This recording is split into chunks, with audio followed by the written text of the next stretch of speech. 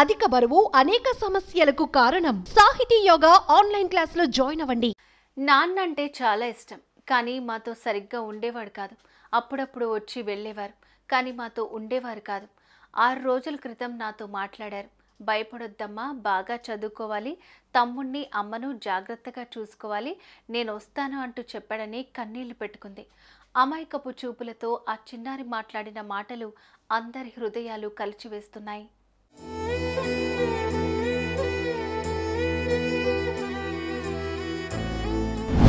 త్రినేని serial fame పవిత్ర జయరాం కొన్ని రోజుల క్రితం కారు ప్రమాదంలో మరణించిన విషాద ఘటన మరవక ముందే ఇండస్ట్రీలో మరో విషాదం చోటు చేసుకోవటం అందరినీ తీవ్ర దిగ్భ్రాంతికి గురిచేస్తోంది. పవిత్ర మరణాన్ని తట్టుకోలేక నటుడు చంద్రకాంత్ శుక్రవారం తన నివాసంలో ఉరివేసుకుని ఆత్మహత్య చేసుకున్న ఘటన తీవ్ర కలకలం రేపింది. కేవలం 5 రోజుల వ్యవధిలోనే ఇద్దరు చనిపోవడంతో ఇటు కుటుంబ సభ్యులు, అటు బుల్లితెర ఇండస్ట్రీలో విషాదం మునిగిపోయింది. ఇక చంద్రకాంత్ కూతురు మాట్లాడిన మాటలు అందరి హృదయాలను కదిలించాయి.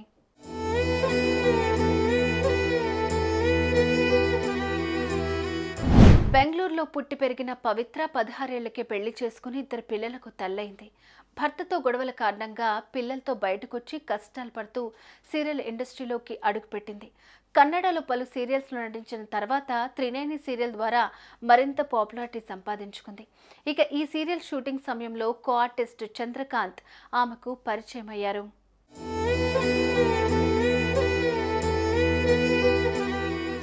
అయితే చంద్రకాంత్కు ఇదివరకే పెళ్లై 2 పిల్లలు కూడా ఉన్నారు. 2004లో శిల్ప అనే అమ్మాయితో ప్రేమలో పడ్డారు చంద్రకాంత్. వీళ్ళిద్దరూ దాదాపు 11 ఏళ్ల పాటు ప్రేమాయణం కొనసాగించి పెద్దల అంగీకారంతో 2015లో గ్రాండ్గా పెళ్లి చేసుకున్నారు. వీరికి ఒక పాప, ఒక బాబు జన్మించారు.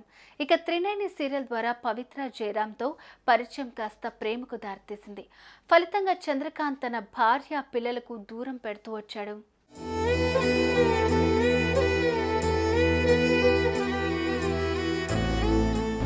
ఏడాదిన్నర పాటు చంద్రకాంత్ ఏ పని లేకుండానే ఉన్నాడు. అప్పటి నుంచి తన భార్య, పిల్లలను వదిలేసి పవిత్ర ఇంట్లోనే ఉంటున్నాడు.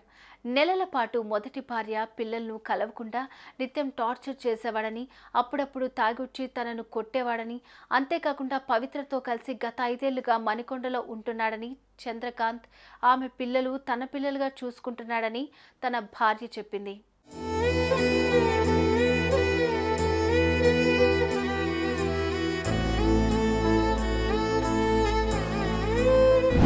ఈ క్రమంలో కన్నడ సినిమాకు సైన్ చేయడం కోసమని బెంగళూరు వెళ్లిన వీళ్లు తిరిగి వస్తుండగా రోడ్డు ప్రమాదానికి గురయ్యారు.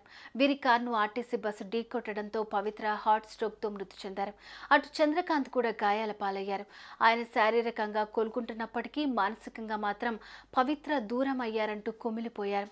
తీవ్ర మనస్తాపానికి గురై చంద్రకాంత్ శుక్రవారం ఆత్మహత్యకు పాల్పడ్డాడు.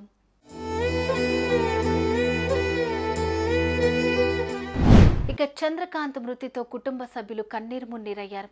ఇప్పటికైనా మారి తమతో కలిసి ఉంటాడనుకుంటే అన్యాయం చేసి వెళ్లిపోయాడు అంటూ చంద్రకాంత్ తల్లి, భార్య గుండెలవిసేలా రోదిస్తున్నారు. పవిత్ర ఉన్నప్పుడు ఎప్పుడూ తమను పట్టించుకోలేదు. ఆమె చనిపోయాక ఆమెతో పాటు వెళ్లిపోయాడు. చనిపోయే ముందు ఒక్కసారి కూడా భార్య, పిల్లలు గుర్తుకు రాలేదా అంటూ బోరున ఏడ్చేశారు.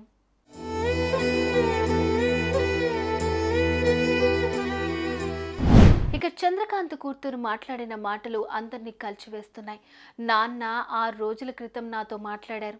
భయపడొద్దు, బాగా చదువుకోవాలి, తమ్ముణ్ణి అమ్మను జాగ్రత్తగా చూసుకోవాలని, నేను వస్తాను అంటూ చెప్పాడని కన్నీరు పెట్టుకుంది. అమాయకంగా మాట్లాడుతూనే ఆ చిన్నారి మాటలు వింటుంటే అందరి మనసు చలించిపోయింది. భార్య, పిల్లల కోసం మనసు మార్చుకుని ఎప్పటికైనా తిరిగి వస్తాడని ఎంతో ఆశించామని, తమ ఆశలు అడియాసలయ్యాయని ఆయన కుటుంబ సభ్యులు కన్నీరు మున్నీరయ్యారు.